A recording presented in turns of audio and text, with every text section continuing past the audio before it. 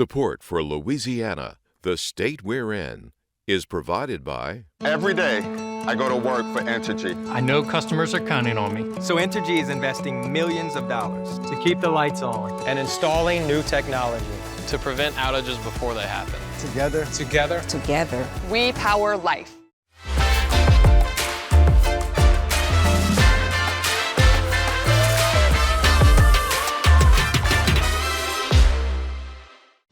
Additional support provided by the Fred B. and Ruth B. Ziegler Foundation and the Ziegler Art Museum located in Jennings City Hall.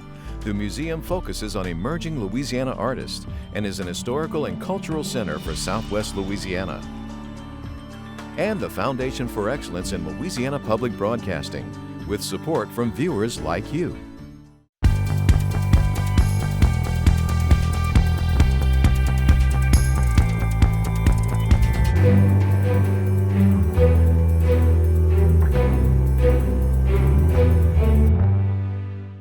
There's already a teacher shortage that is beginning nationwide, but specifically to Livingston Parish. No pay raises for teachers in Livingston Parish. We got a lot of rental places, we got grocery stores, we got marinas, and we're ready for business. An update on Grand Isle. It doesn't matter what your race or your religion or your age is. We're all human and we all care about the same things. Taking you behind the scenes of the Antique Roadshow. When they tested her at 5 years old, she was behind the scale, but then once they tested her in 5th grade, she was above the scale. Introducing our last young hero. We begin with new information in the Madison Brooks case. A grand jury indicted Kason Carver for his alleged involvement in the rape of 19-year-old Brooks. He was charged with 1 count each of 1st and 3rd degree rape. Now, after leaving Reggie's bar that night, Madison caught a ride with Carver and 3 others. EBR sheriff's deputies say Madison's alcohol level was 4 times the legal limit when she left the bar. Now, deputies say the car was pulled over and Kavion Washington and Desmond Carter, 2 of the boys in the car, then raped Brooks before dropping her off in a subdivision near Burbank. Moments later, she would be hit by a car and she would die days later. And now some of the other news headlines from around our state. The push for a higher minimum wage in Louisiana ends in defeat yet again. GOP lawmakers killed a bill that would raise minimum wage to $14 an hour over the course of 5 years. The bill died in the members of the House Labor Committee 9-5. Opponents of the bill said its implementation would hit business owners with an unnecessary financial burden. Proponents of the bill, including Governor John Bel Edwards, say an increase is long overdue. Louisiana's minimum wage remains at $7.25 an hour. A lawsuit filed Monday argues that Louisiana places unfair burdens on formerly incarcerated people trying to vote. In 2019 and 2020, Louisiana law permitted ex-prisoners to vote within 5 years of their release, but the lawsuit alleges that the process requires too much paperwork for those who were already registered to vote before incarceration. They're required to complete new paperwork that confirms they're eligible to vote, while ex-prisoners who weren't registered before can do so for free. The Comeet River quality is gradually improving, according to LDEQ. The river was put on the federal list of impaired waterways after testing revealed that the water had high traces of human and animal feces in it. In 2018, independent testing showed the river had 3 times the minimum standard of bacteria for a safe boat ride. While all of the river isn't clear yet, state officials did say that the lowest part of the river is safe for some recreational activity. Livingston Parish teachers will not see the pay raises they were pushing for.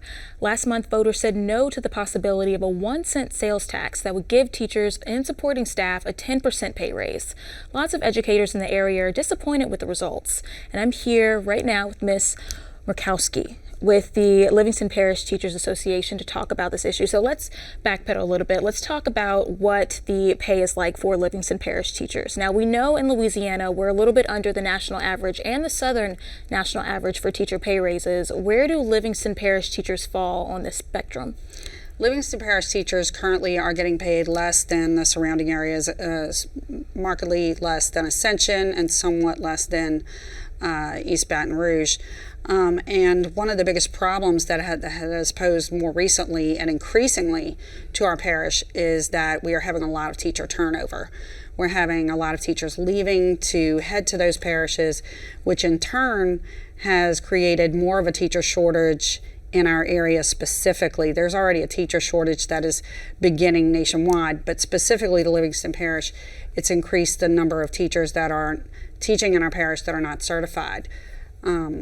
And it's caused a lot of problems in our system. Yeah, so this is a familiar story. Lots of teachers have said that these pay raises or not getting these pay raises is causing issues with staffing, not being able to teach your classes properly. Why do you think people in the community didn't vote for this if these issues are out in the public? I think it's several reasons. One, specifically to the tax, I think people were not as well educated about the tax as they may have been or should have been. They weren't aware specifically about the legalities of it. There was questioning. There were people questioning whether or not teachers were actually going to see this money, and also lack of education about the fact that this wasn't just a pay raise for teachers. This was a pay raise for all of Livingston Parish staff, our bus drivers, our cafeteria staff, our janitors, and on through. There were concerns about people at the central office getting pay raises, which, if you compare their salaries to other parishes, they're underpaid as well. So it wasn't across the board raise, but primarily lack of education about the tax, what it was going to be used for, how it was going to be used, and how much it was going to actually cost the taxpayer.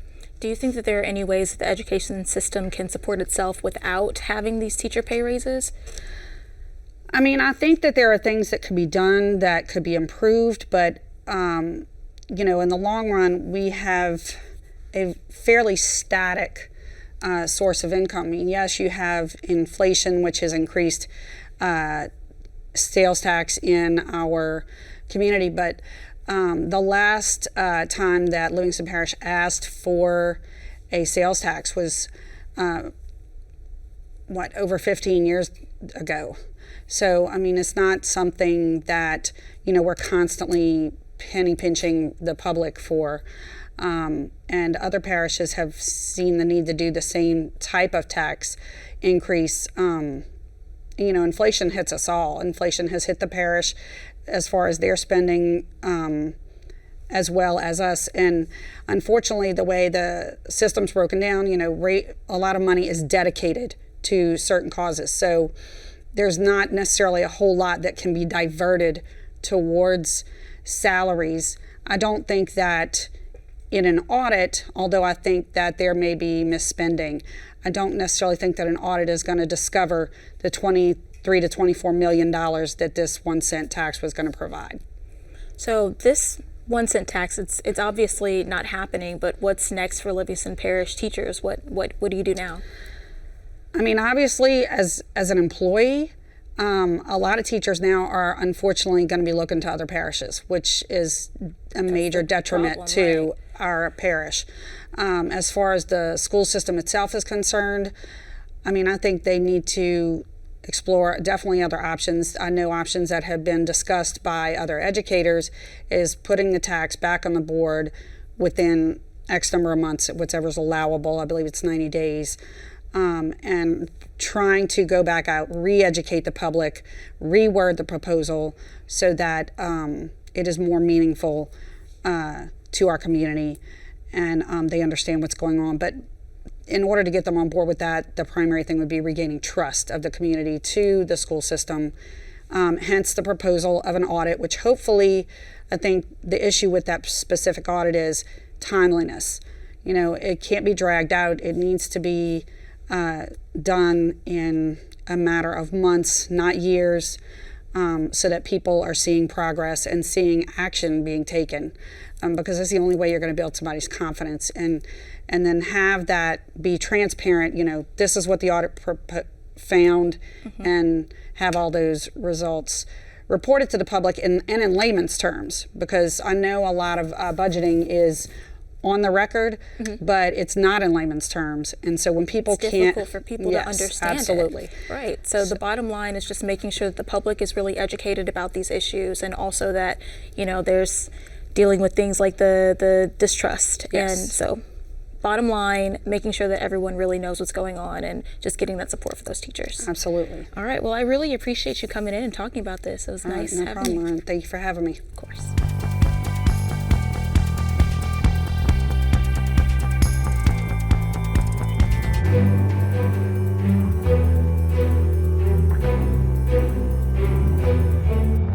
In 2021, Hurricane Ida battered Grand Isle, Terrebonne, and Lafourche with the same force that Laura pummeled Cameron and Lake Charles the year before.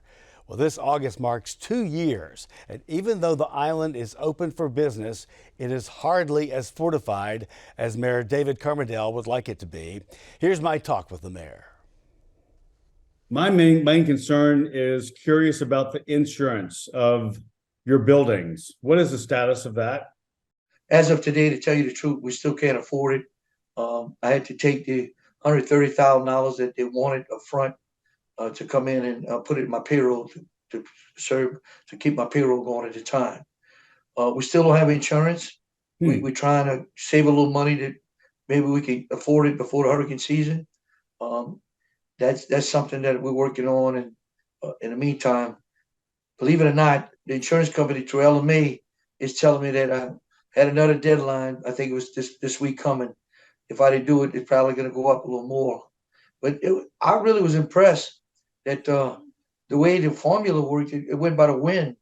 For instance, for $130,000, if the wind's so much up to 50 miles an hour, or if it's up to hurricane force, for so many minutes or so many hours, you get a flat rate with no deductible.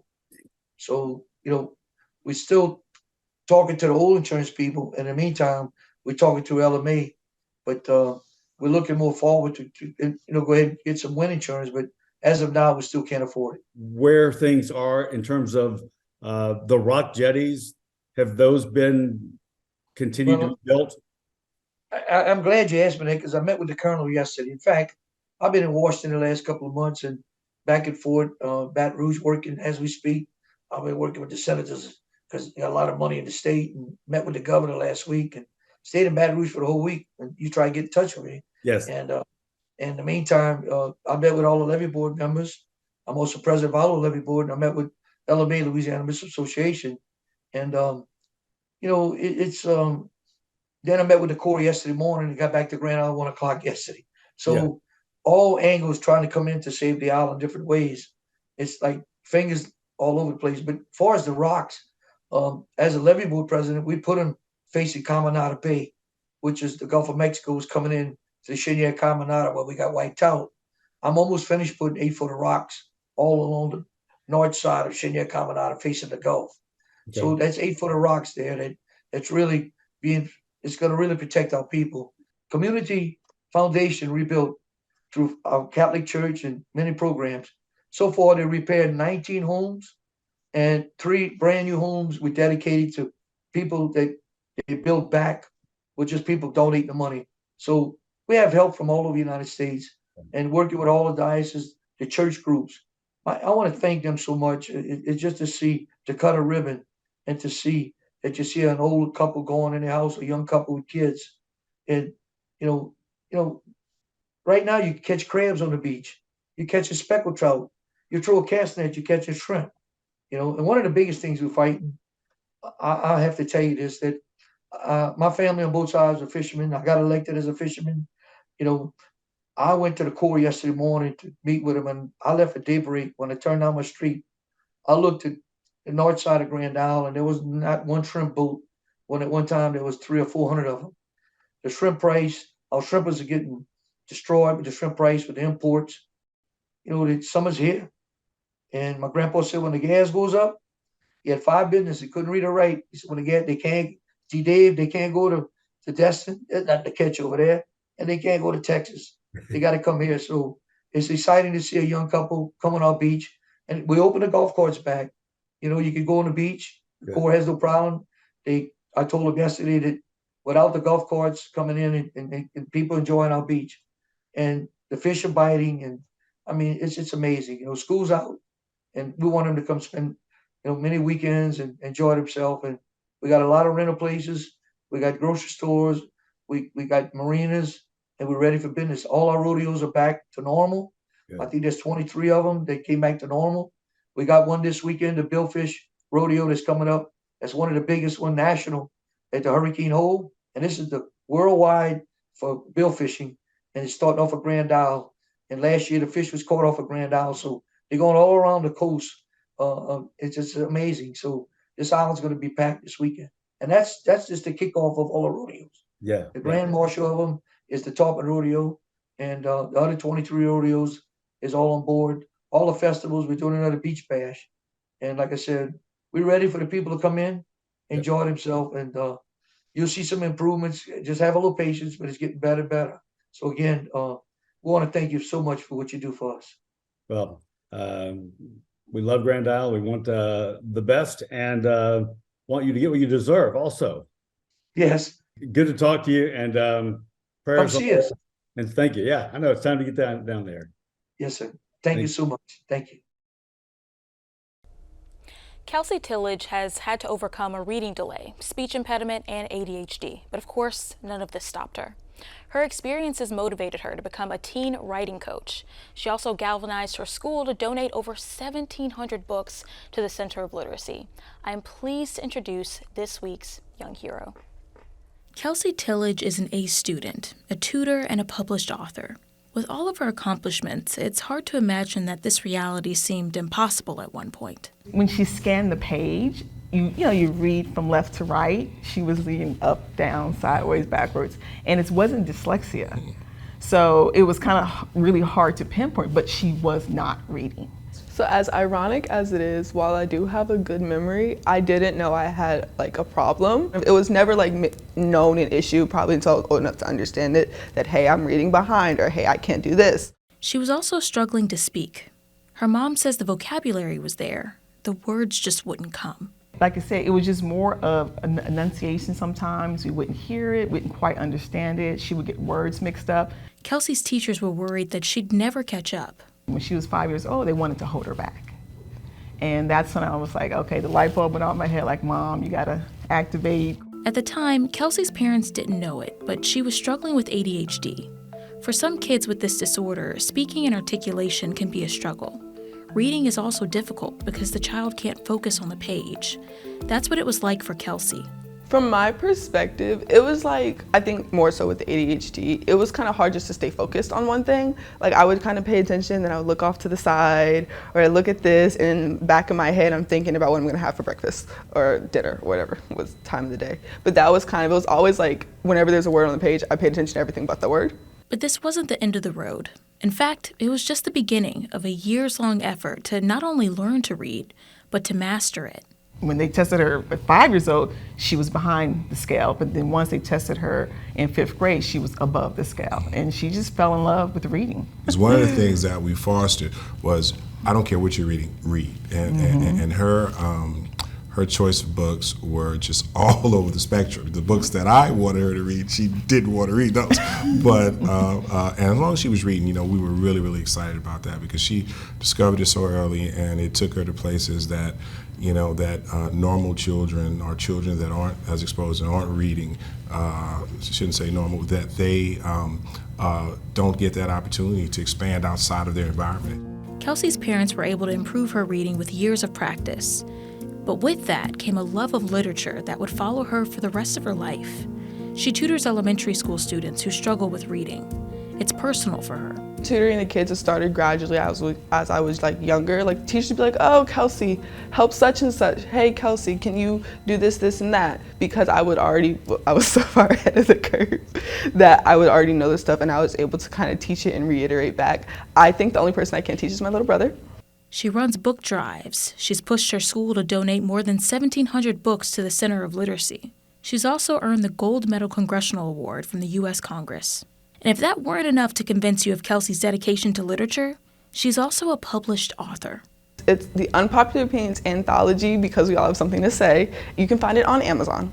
I have a disdain for cancel culture just because I feel like they always cancel the wrong people. It could be someone could have like a very valid point, but just because they don't agree with you necessarily, then all of a sudden you're like, oh my God, they're the enemy. Her book is a series of essays written by students expressing themselves and their opinions. And I feel like in my generation, we just don't open our minds anymore up. We're so very headstrong, which is a good thing, but at the same time, it also has drawbacks. Her life is just beginning. She's got college to look forward to. And her major, of course, has something to do with reading and research. But I did do a research study on Black women and how generational trauma affects how they view their body now. And it kind of falls under the realm of what anthropology is, just like the study of people, and more so my specific section is cultural anthropology, not archaeology. Of everything Kelsie's done, and of all the things she will do, her parents say they're the proudest of her character. One of the things that just always brings me extreme joy is when I see my daughter walk through the school and the little kids, they run up to her and they're hugging her, but not only that she takes time, but she knows her name. You know, everyone's like, "Hi, Kelsie," and she's like, "Hi, hi," and she kind of goes back like that. So that's one of the things really thoughtful. I went to this school, so I know what it's like to be a senior and not to want to be annoyed by kids and what have you, but you just don't see that with her. It's just giving, caring, and thoughtful child. That would be what I would really want to get out. Everything else, you know, it's on display, her intelligence, with rewards and giving back. But the main thing that I really, really want to get across is the fact that she is just loving and giving. Same sentiment as my husband. Like, she's very authentic, and I think that through this whole venture that has really captured a lot of attention, that she's very authentic to everything that she has experienced. LPB's Louisiana Young Heroes program is presented this year with the generous support of AmeriHealth Caritas Louisiana, Community Coffee, East Baton Rouge Parish Library, the U.S. Army Baton Rouge Recruiting Battalion, Demco, McDonald's, and Hotel Indigo. Baton Rouge is one of the stops for next year's season of Antiques Roadshow. But it was this week that the Roadshow crew recorded that feature episode on the sprawling grounds of the Rural Life Museum. The place was a hive of activity. Film crews, appraisers, volunteers, hopefuls, and fans. We have just a glimpse of what it takes to make that show happen. It's interesting being here today, the day before the big event, and you can already feel there is sort of a rise in the anticipation. People are getting ready for it. It's almost like a game, isn't it? Like a sporting event. It is in that way, in that the big game for us is tomorrow. Tomorrow is our big game. It's a big day. You're also our first city in our season 28 tour. I have such a great team that I can't take credit for everybody. This is a huge team, and as anybody who makes television knows, it's not a solo sport. It is a true team sport, and this is a really big team. In order to get this show done, LPB has recruited 120 volunteers for us, and those volunteers are going to work a good, long, hard day. And for that, we give them a hat, a t-shirt, and appraisals. And we couldn't do it without them. I'm with Susan Rocco-Janson, and I have known you my entire life. Your entire life. Absolutely. I mean, this is true. 4 years old. Since I was 4 years old. Yeah, 4 years old, yes. And this is your first time at Antiques Roadshow. First time. You're a first great time. friend of our Thank family. you. Yes, indeed. My yes. sister's best friend from yes. high school. Yes. And here today for the first time. So, your experience? My experience has been so much fun. I mean, talking to the people, seeing what they bring in. I regret not bringing in anything myself, but hey, you know, and I feel like our role as volunteers here is to make sure that everybody walks away with a wonderful experience, that they've had a good time, no matter how long a line they stood in, no matter what they were told. And everybody bringing in the stuff has just been so happy and so friendly, regardless. You know, it's worth nothing. Oh, it's worth this. You know, they're fine. You know, they're thrilled. Tell me about the volunteer experience. So how long before did you, of a process was it, and you went through a kind of a training? Well, you do. You go through a 2-hour training yesterday, which left us with just enough knowledge to go home and read the handbook again and remember what we remembered, you know, and what we forgot. But it was relaxed. How to work with the people, what we need to project, you know, to really just again make it that important experience for everybody. What's the thrill for someone that has something that they've had in their family for years, and they just want to see what it might be, I guess, the worth? It's not so much that they want to know what the item is worth. They want to share their story because their stories are really personal to them. They're really meaningful. So, you know, they might find out that their piece of carnival glass that they always serve potato salad out of at every Thanksgiving that got passed down from their grandmother is only worth $25. But it's where it was made, when it was made, how it came to be, why it was trendy. These are like the things that they like to learn about it. So finding out something is valuable, I think, is the least of most of the people who are attending. Okay. They really want to know more about the why, more about the history of it, because it values the importance that they've given to it. It was appraised in 1950. The manufacturer, which I didn't know, is Louis Marks, a big toy manufacturer, pressed steel, but maybe $100. That was their estimate. And you talked to someone right here, right? Yes, at the toy, the appraiser. And he was very helpful. I appreciate the information. Yeah. But I'm not going to quit my day job over this truck. One of the great things about Antiques Roadshow and being on tour with Antiques Roadshow is it's kind of like summer camp. You get to go see your friends again, you get to see the crew that you don't normally see every day. I have to say the favorite thing is that Antiques Roadshow is like a family, and so we have 5 large family reunions every year. What I like that is the same in every city is that people are kind to each other, and there's humanity at this show. And in the world today, Roadshow's a happy place where everybody's equal and everybody likes each other. So for me, that sameness is something that's very joyous and important to me, because I see it with my own eyes. I have cried with guests, I have laughed with guests, and at that moment, we're really connecting, and everybody around us is connecting. And it's just a beautiful human thing. I love how you say it's a happy place, because the world is not so much a happy place right That's why I want to talk about it. It doesn't matter what your race or your religion or your age is, that we're all human and we all care about the same things. And that was just a glimpse of what happened this week. We're going to have a detailed behind-the-scenes look at the Baton Rouge activities before those Baton Rouge episodes air next year. Sounds exciting. And everyone, that is our show for this week. Remember, you can watch any SWI segment or broadcast that you can find on our YouTube page at Louisiana Public Broadcasting/videos. And remember, if you're on the go, you can keep our LPB PBS app handy for you. That's right, and you can catch LPB News and Public Affairs shows as well as other Louisiana programs you've come to enjoy over the years. And please like us on Facebook, Twitter, and Instagram. For everyone here at Louisiana Public Broadcasting, I'm Andre Moreau. And I'm Kara St. Cyr. Until next time, that's the state we're in.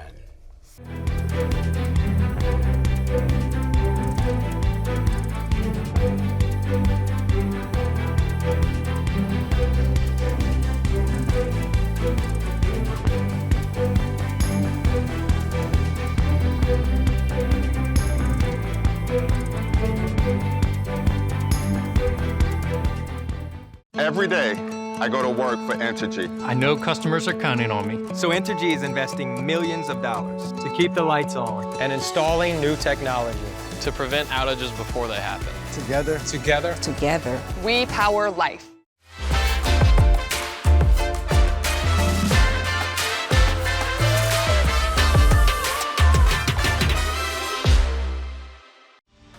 Additional support provided by the Fred B. and Ruth B. Ziegler Foundation and the Ziegler Art Museum located in Jennings City Hall. The museum focuses on emerging Louisiana artists and is an historical and cultural center for Southwest Louisiana. And the Foundation for Excellence in Louisiana Public Broadcasting, with support from viewers like you.